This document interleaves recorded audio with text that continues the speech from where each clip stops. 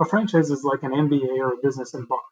I love business, and that's what got me into this in the first place. But I've learned where my skill set is, where my strengths are, where my weaknesses are. That has been a learning curve, trying to build a team around me that helps to lessen my weakness and emphasize my strengths, and to build skill sets that are complementary to mine.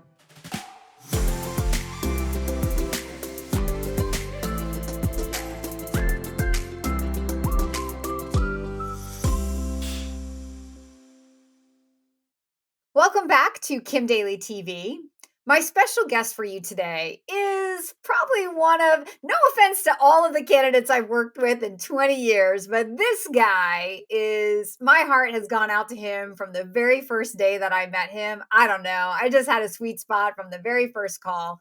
And I feel like he and I have gone on to become very good friends. It's our conversations are more mutual, like investor to investor often.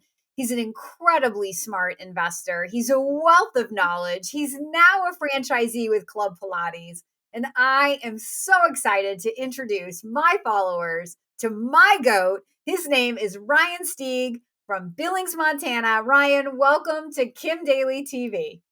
Wow, thanks, Kim. I feel like we should end right there. That was quite the introduction. I appreciate that. Thank you. Yes, we hit it off right away, and I think that you certainly are in very large part why I'm here today, why I'm with Club Pilates, and did an amazing job of guiding me through the process. So, where do you want to start today? So you were this very experienced passive investor when I met you. And you had a significant net worth, but you were looking for something. So what led you to the idea of a franchise? How did you actually find me? I don't think I remember that. Well, probably much like anybody who's listening now is listening. I caught you on a podcast. I can't remember if it was Chris Miles or Buck Joffrey, but I caught you on a podcast at an interesting time in my life. So I came from a family owned. I was a minority owner in a family owned business, and that had been kind of where I was up until 2017 when we sold. We sold our insurance agency, and I became part of a smaller owner in another insurance agency.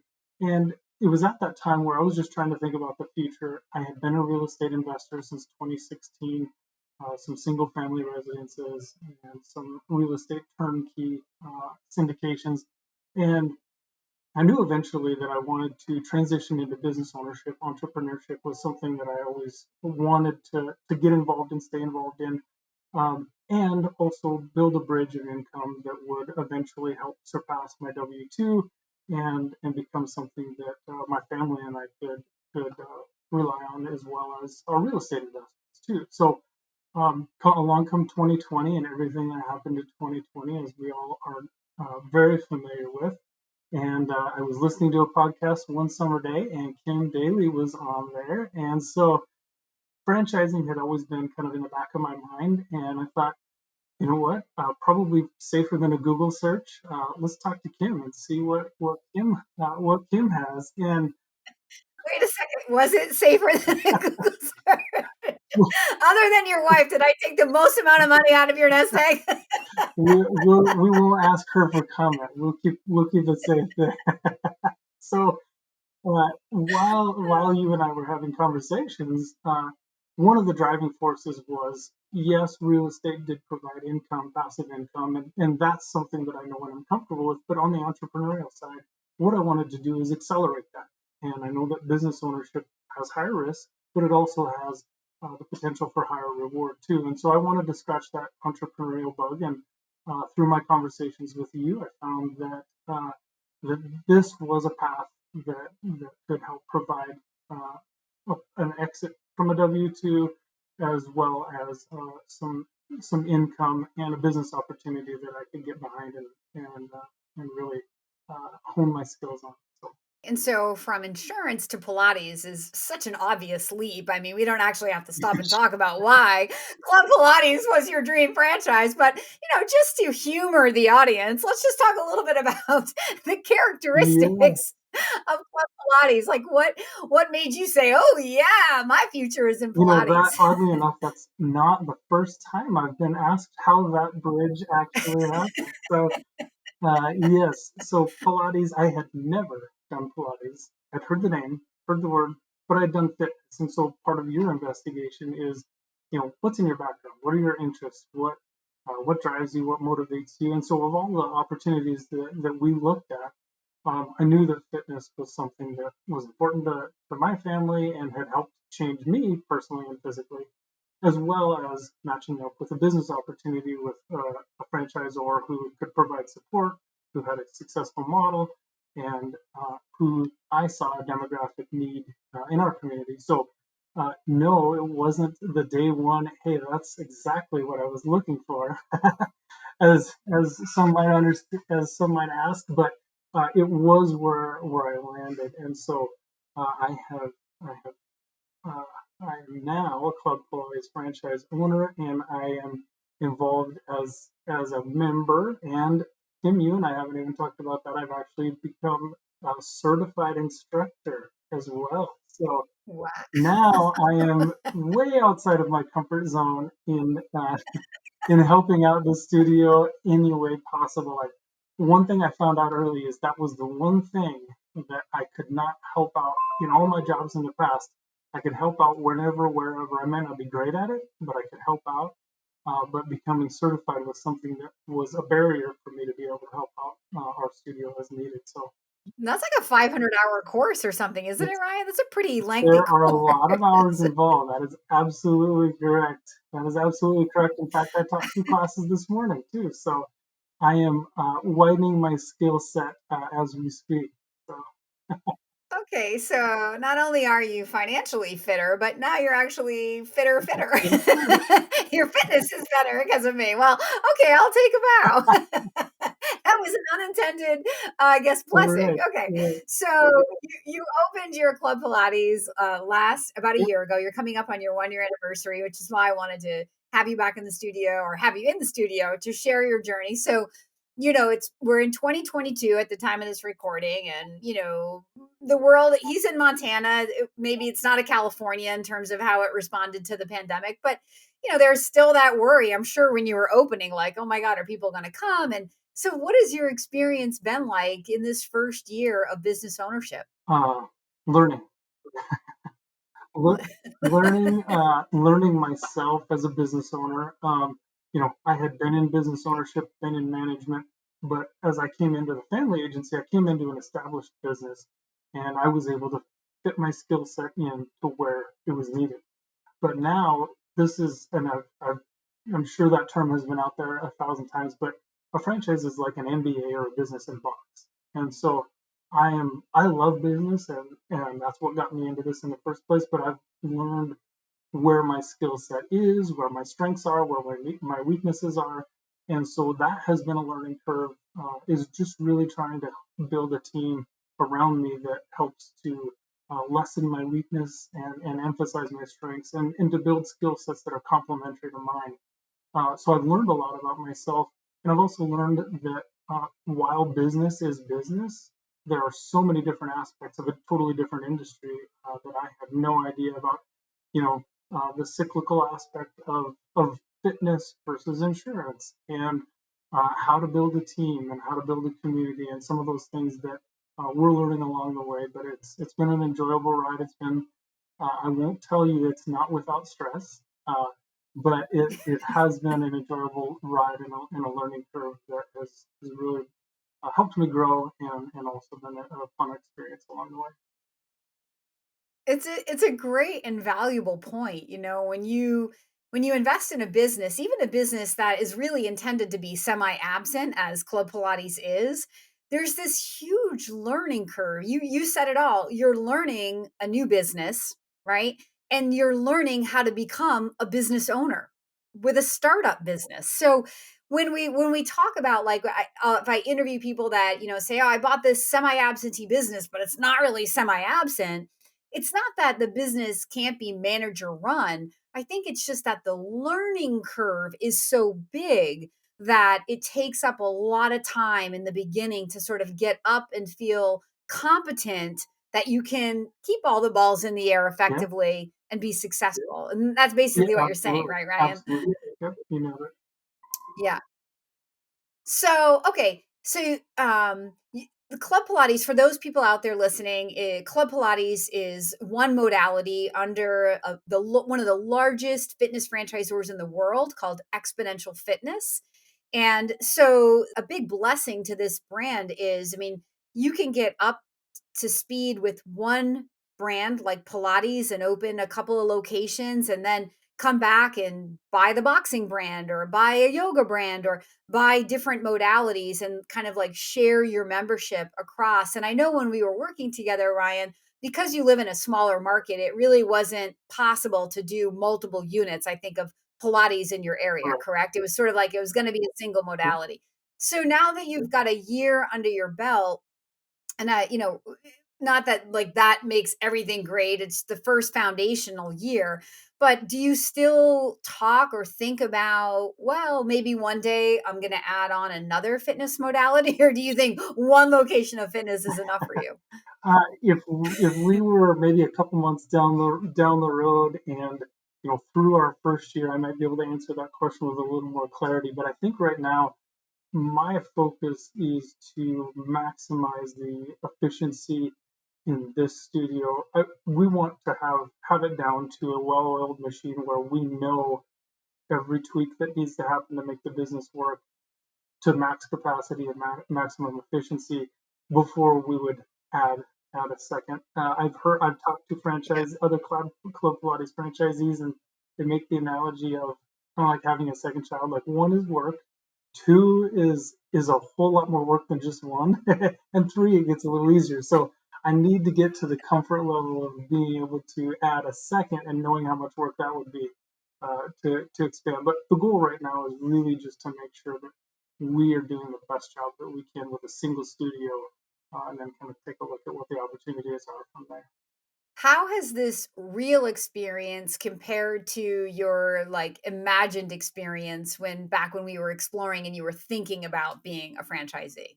That is a really good question, and I think that uh, you and I talked about it from the very beginning, that the operator, yes, there are market dynamics, there are economic factors, there are market factors that are far outside of our control. But like I said, I am learning what my strengths and weaknesses are, and so learning where those are and how to build complementary skill sets.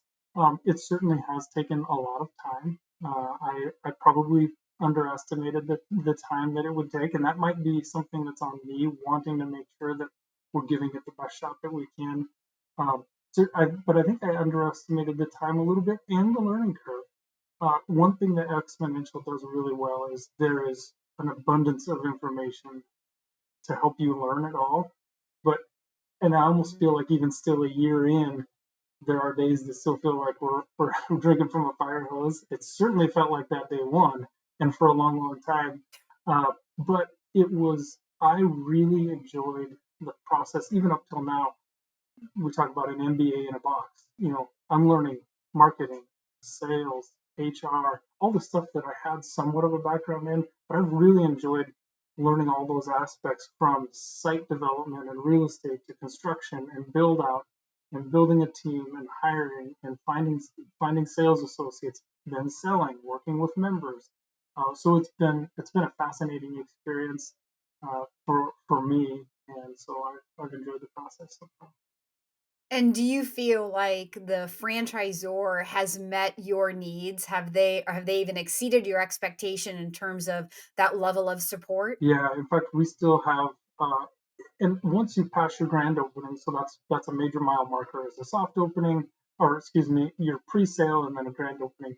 They're very, very involved during pre-sale, and then you start to taper off, and it becomes kind of as needed. And so right now we're on biweekly calls with our regional manager, who oversees the aspects of management at Club Pilates and regionally. And so, whether we need it once a week, every day, you're able to really tailor those needs to what you need as a franchisor, or as a franchisee. And so they do really have a good job, or really do a good job of training and support to really customize it. Once you get to the point where they can hand it off to you solely, they do a really good job of customizing the needs as we do. For those who aren't familiar with Exponential Fitness, as I mentioned, they're I think the largest boutique fitness franchisor in the world with 12 different modalities at this point. But during the pandemic, going into March of 2022, they had about 2,000 club doors open among their many brands. And in one day, it took 6 or 7 years to get those doors open, and one day to close all of them. During the 2020 year, they had no, as a result of 2020, I should say, they have no permanent closures and they have no failures ever in the history of their brand with over 2,500 stores open today. So they are an incredibly strong leader.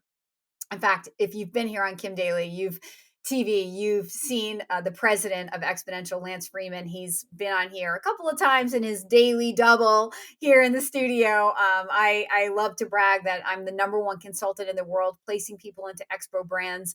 I love Expo because I love leadership. And to me, they are the best leaders in all of franchising. And that's a very big statement. I know a lot of franchisors. I just feel like they do everything right on behalf of their franchisees. They are a publicly traded company now, so they have lots of money, and it takes money to build brands and lift brands, and create customers and that loyalty. They just do everything right, and it was further demonstrated during 2020 and into 2021 in how they handled the pandemic with their franchisees and then how they came out of it even in states like California. So it's just an amazing group of people, and if you are thinking about owning a franchise, it behooves you, if this is your first time on Kim Daly TV, maybe to check out some of my other videos where I talk about when you invest in a franchise, you're not buying a widget. We're not buying Pilates, right? We're buying leadership. It's the leadership that kept the doors open. It's the leadership that adapts and develops the marketing that keeps the customer interested in coming back, right? It's the leadership that's maintaining the brand and growing the brand so that it's relevant to the competition and to the trends even in fitness, right? It's the leadership. It's always about the leadership. So I love hearing that, you feel well supported, Ryan. So let's talk about being an investor in real estate, and you have a lot of interest in passive investments versus the franchise investment. um are there any what have you learned, or what's like the biggest lesson you've learned in being a franchisee in a startup, starting your own franchise business from scratch versus being an investor in like syndication or investing in another multifamily home? Like what's one big differentiator and lesson that you've learned? That's a really good question, and I'll take a little bit of a parallel, and we can come back to it. But uh, I didn't even really communicate very well with you when you and I were just ending our relationship or when you and I were done working Wait a together. minute. We had talked about left field investors, and I was like, hey, this is something that is going on that we're starting. So within 2 weeks of me signing my franchise agreement and left field investors becoming an official company, those were within 2 weeks of each other at the end of 2020. And so Nothing like doing it all at one if, time, sir. if you ask my wife, she says I bit off more than I can chew, taking both of these on at the same time. So I've had an interesting parallel in seeing the franchise grow as well as our business left field investors grow along with it in parallel. And so what I've found is with real estate syndications, there are significantly more. There's a due diligence process and an underwriting process that you go through as an investor to really find and hone your skills on what am I looking for? Because I have shiny object syndrome, and so I look at everything that's shiny anywhere that comes up.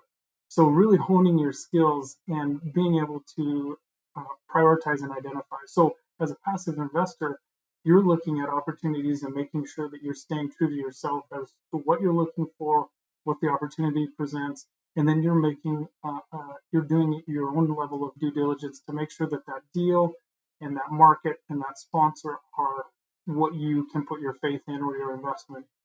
With a franchise opportunity, you're also placing an investment, or you're placing an investment of time, money, and energy in a different way than you would in a real estate investment.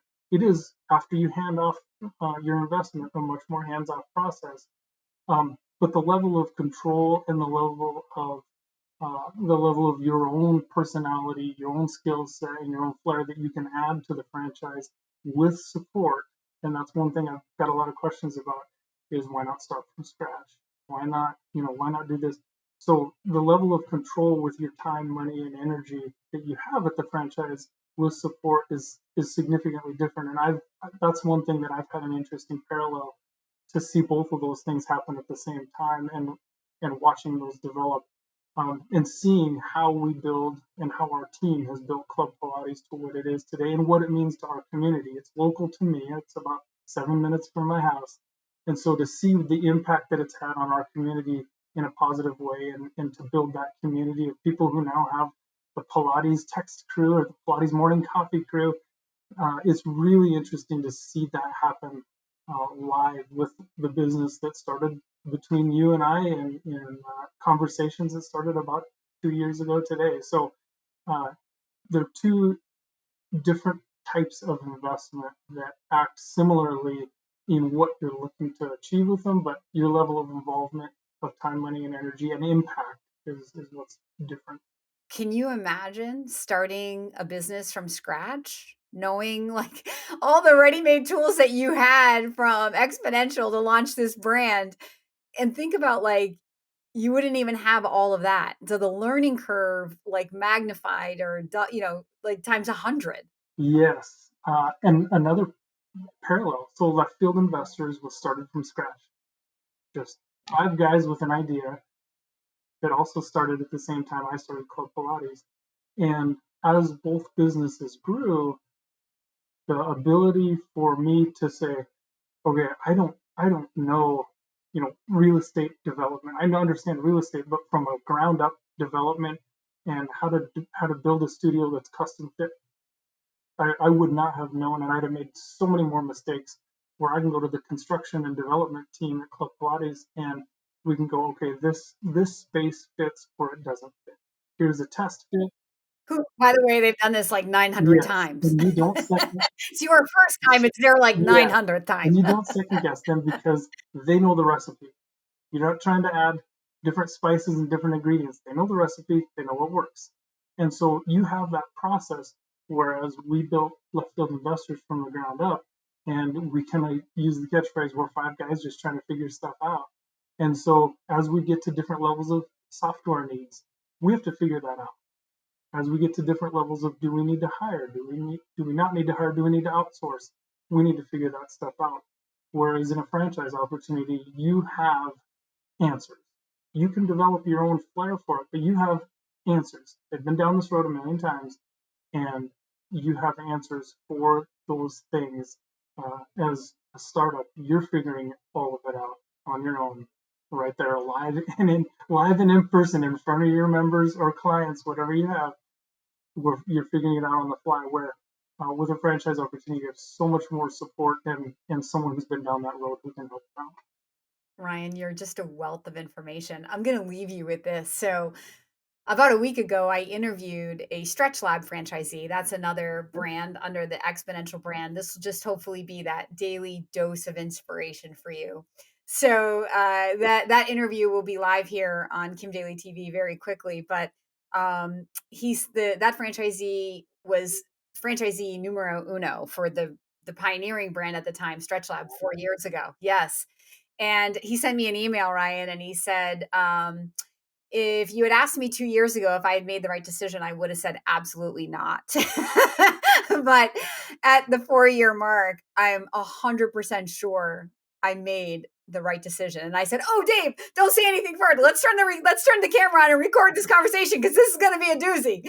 And it is. It's a very, very good video. But to leave you with that sort of daily dose of inspiration, what the point he was making was, the first one took a long time, and he was pioneering a new thing, not just a new brand, but a new thing, because it was like stretching is as a membership. Like, what the heck even is that, right? So there was a time in the market to like launch that brand and teach people and educate people. And then the pandemic happened in the middle of that, poor guy.